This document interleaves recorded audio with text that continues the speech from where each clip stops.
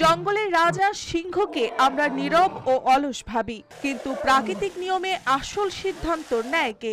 উত্তর সহজ, সিংহী। প্রজনন মৌসুমে তার তীব্র প্রবৃত্তি আর কর্তৃত্ব যে কোনো পুরুষ সিংহকেও সতর্ক থাকতে হয়। এ সময় সিংহের একদিনে 20 থেকে 40 বার পর্যন্ত মিলন করার ক্ষমতা থাকে। পুরুষ সিংহ যদি ধৈর্য হারায় বা আগেই হাল ছেড়ে দেয়, সিংহ তাকে শারীরিকভাবে সতর্ক করে, অন্ডকোষে কামড় বসাতে পিছপা হন না।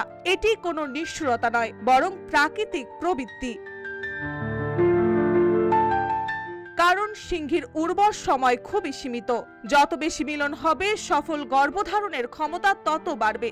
এই তীব্র মিলন প্রক্রিয়া শুধু প্রজনন নিশ্চিত করে না, বরং সিংহ সিংহীর বন্ধন দৃঢ় করে এবং অন্যান্য পুরুষ সিংহদের প্রতিযোগিতার হাত থেকে দূরে রাখে।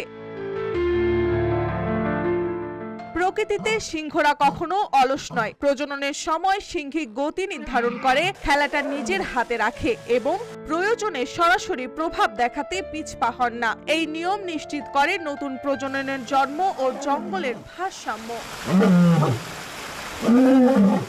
মার্জিয়া আলম, রূপালী বাংলাদেশ।